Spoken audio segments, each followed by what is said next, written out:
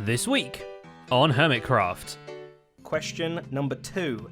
The word lamb has an MB in it. What other four-letter word has an MB in it? Doc? Mainboard. What? Mainboard. Mainboard? Oh, four-letter word. Wait, what do you have? Four-letter word? Mainboard? Which It four-letter has an word? MB.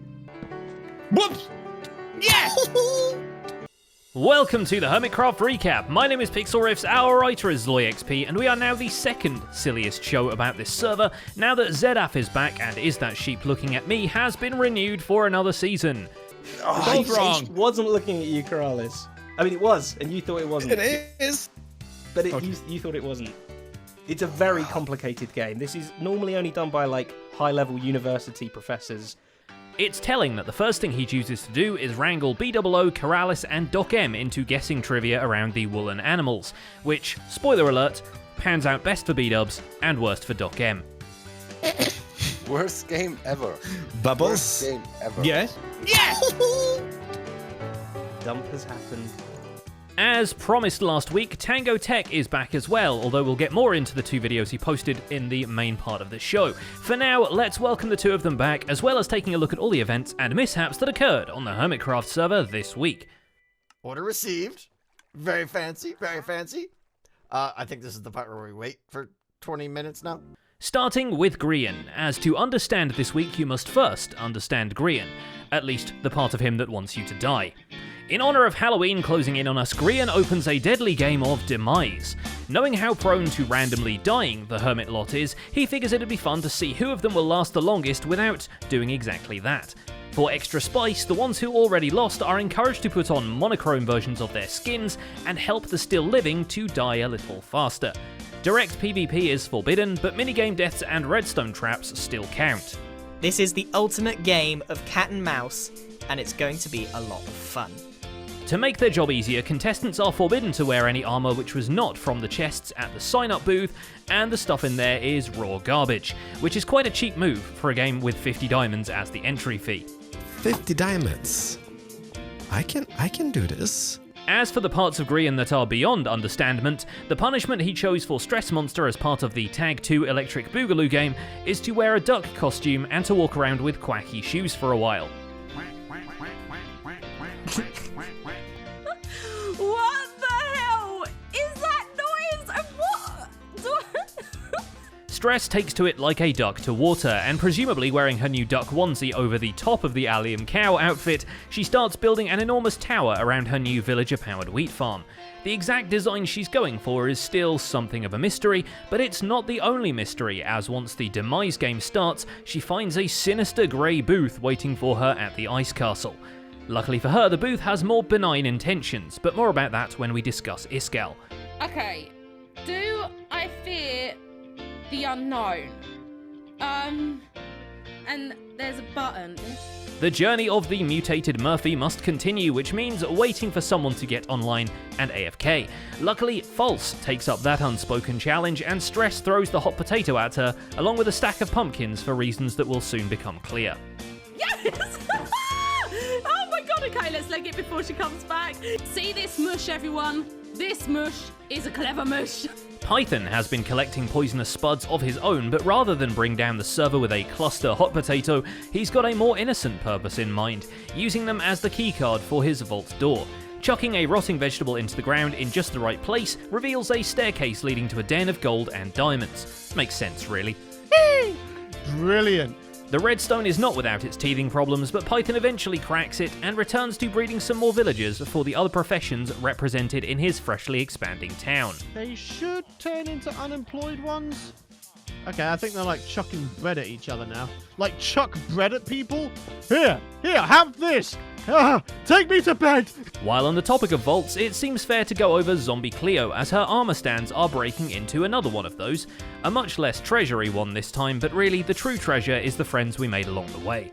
Unfortunately for those friends, they're stuck in a jail cell, which is why a bunch of armor stand pirates are breaking them out with explosives. And I didn't have a dog's head or skin or the willpower to make a dog currently. I could have done, I didn't want to. So I've decided to use Rendog as a stand-in for Dog, with the key in his mouth. Demise hits Cleo like a truck though, as to join in, she first has to unjoin the already dead team. Therefore, she shotguns a weakness potion, chows down on a golden apple, and falls overboard as For the Damaged Coda plays in the background.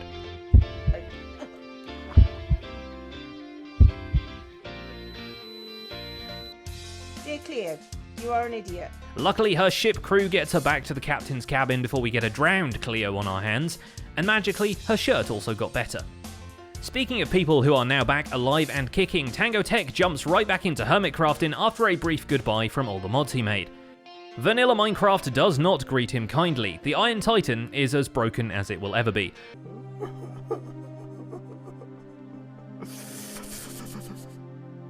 Luckily, instead of self-destruction, he seems to channel that energy into letting others destruct themselves.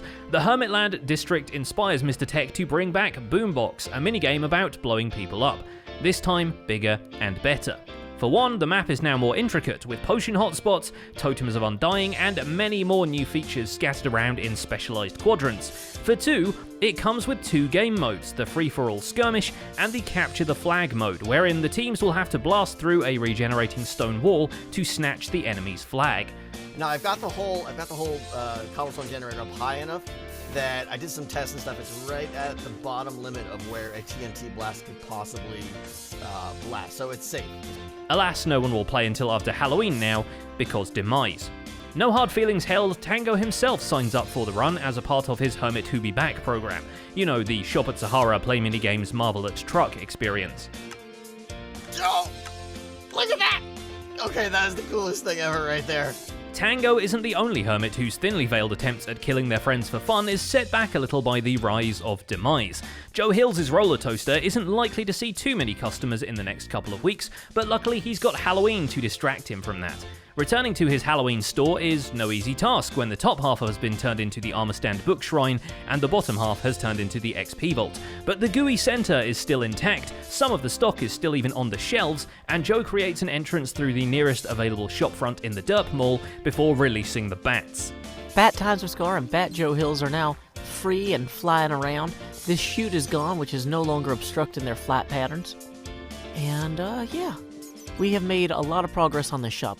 Joe figures he might as well join in the fun, and after reading through the rules with his usual flawless Grian impression, New Hermit event starts the 15th of October, noon Greenwich Mean Time. He decides to sign up for Demise. Of course, he's got to mine out some obsidian and sell it to Azuma's obsidian reclamation shop before he can make enough diamonds to enter the contest, but it's worth slinging in a few more stacks so he can also buy 2 totems of undying from the neighbouring booth. And if you're wondering whether Joe is subconsciously worried about death and destruction now, this quick dream sequence should convince you he's fine. Look at them, they're like little heroes. Oh, and there's Vin Shokan too! Just heroing with the rest of them. That's right, Vin, you go ahead and you kill that blaze. One of the fun things about being a demiurge on your Patreon realm is that you can basically do whatever you want, you know? I can say, hey, you know what I think we're gonna do next is, we're gonna go ahead and we're going to spawn a few of these guys. These guys won't cause any problems for anyone here. And now for something completely different. Look at this. That's hypnotic. Yeah. Keralis is trying to keep up. This could be like a competition. The sensitivity is really high on this thing. Well, not that different, actually. This is the type of stuff we've come to expect from Joe as well by now. You know when people watch the video, they're like, I wonder what they're doing, like, between recording, and it's just this. This footage was captured during the idea meetup between Shishwami, Corallo, and Bubbles, proving at least that the architects are actually not the weird ones. The 3 non-Swedish founders come together at the warehouse to plan out more of the exhibits and potential applications of the exhibits. The roadwalks within the pavilion are also made to look a little less like a subway tunnel, plus the unfinished wing of the building is finished, so the customers won't be hit with a rogue brick or something. That's so great idea. I love that. But there's a couple pixels that are acting a little fiddly-fuddly. Yeah, up on the top. Really? What's that? Yeah. Yeah. For cataloguing purposes, we'll mention that both Azuma and Keralis drop their share of 50 diamonds into the Demise box, though Keralis might have the upper hand now that his new audio setup he's yet to figure out and assemble gives him a good reason to stay offline, and therefore he's unable to die.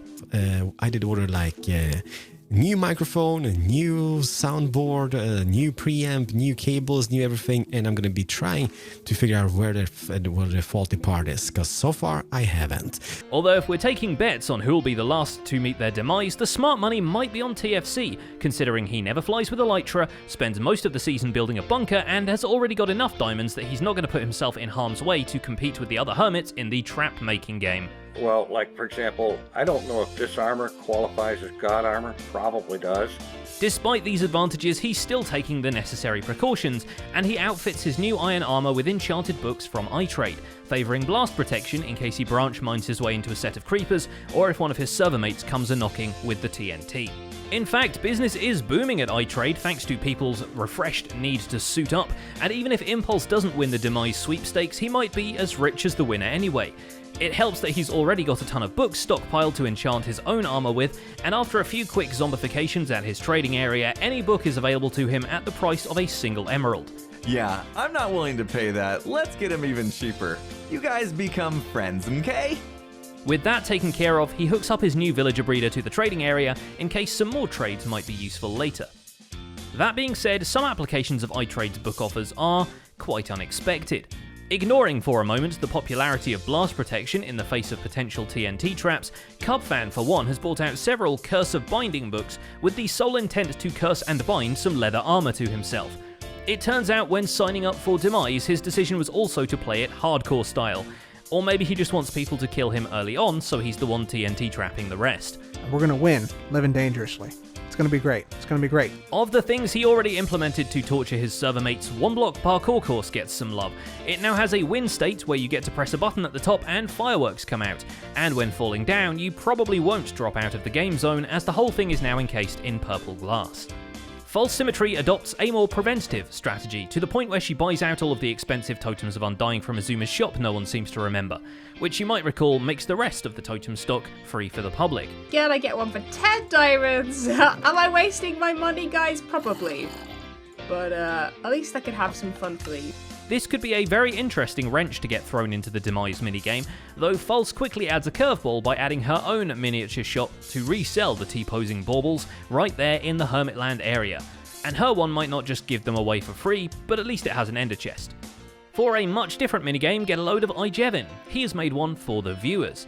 This is a competition he'll be holding over his social media, as that's where you're most likely to be able to send him things. iJevin has secured 3 small spots in the shopping district which he intends to dedicate to the winners, people who will come up with the best shop idea look design combination. At one point, he even suggests the viewers make a video about their submissions. Needless to say, having your build copied on the Hermitcraft world like that is quite a tempting idea. And how cool would it be to be like, yo guys, talking to your boys like, look, I got a thing on the Hermitcraft server. Like, if I was a non-hermit, I would be so stoked. As for his own concepts, Jevin takes that whole fidget spinner thing for another spin, this time with many more fractals. At his old iron farms, he builds an impressive snowflake of giant proportions, planned to house many a farm in the scientific environment of some sort of sea lab. Unfortunately, the shulker box full of concrete that inspired this in the first place is then lost right when the world needed it most. He might be in luck though if he wants to buy concrete from the Temple of Concrete Sahara has become, especially now the concrete maker is decorated and Grian definitely hasn't broken it. Okay, here's some information for the... Oh my god! I feel bad for everyone involved. Speaking of things Grian has broken, he's broken records to become the top seller of Sahara memberships, which means he's also broken Mumbo, which in turn leads to Mumbo breaking the roof, and flying up through it on a slime block powered hover chair. Have you guys had a little look at the Grian? Sahara Now membership? Yeah, no, before we get onto this actually, yeah. Whoa. Whoa! Oh! Oh, for goodness! Oh, really? Mumbo! It's just Mumbo's style to turn up to a meeting just so he can leave it again, but the planning process is fun to see, and he manages to sneak in all the redstone without the other architects really batting an eyelid. Now the good news is that most of us fly in through that window, so I'm hoping that this doesn't get noticed. He's not the only one doing sneaky redstone though, and after returning to put the Fed in Fedora at the Treat Your Chick ranch, Mumbo begins to suspect Iskall has tampered with the mechanism that decides whether the chicken lives or dies. So I think I might have to question him at some point. Which brings us finally to Iskall, who's taken it upon himself to do some spring cleaning at Sahara. It now has a supply closet, like all boring offices should. The average customer is trapped in a glass case in the office, and the diamonds they've earned from the membership selling contest get a similar treatment, proudly displayed in a glass tank outside the front door. Makes you wonder why people bother with secure vaults at all. The secret diamond room. Yep, it's not filled in the middle, but regardless of that. But Iskall isn't done expanding Sahara's scope for earning some cash, and his latest scheme is to set up refueling stations at convenient points around the world for people to grab some rockets, repair their elytra, and even get a stack of ender pearls. All for a price, of course. The first Sahara fuel outpost is set up outside of Jingle Land and gets a gas station build around it to match. Iskall has, of course, signed up for Demise by this point, but decides to add a level of difficulty of his own by forgoing a helmet and wearing a different mob or player head for each video. So, however briefly, we see the spirit of Etho returning to the server. Hey, how's it going, everybody? This is Etho, and we are back, guys, in another episode here on Hermitcraft. But after trading with clerics to get enough bottles of enchanting to hex a small town, Iskall takes the chaotic good approach to spooking his server mates, setting up booths at several hermits' bases which are designed to look like sinister traps, but really just spit out some XP orbs, for now. Once the hermits are used to pressing buttons without a second thought, the dead team might be getting a few extra bodies. It's actually a very nice trap. And that's just about it for this week's recap. Our writer is LoyXP, and my name is PixelRiffs. I've dedicated my latest survival guide episodes to messing with pillagers, and you can find those in the end screen theatre. Don't forget to leave a like on this video while you're still here, and subscribe so you won't miss future recaps. Thanks for watching, and we'll see you next week.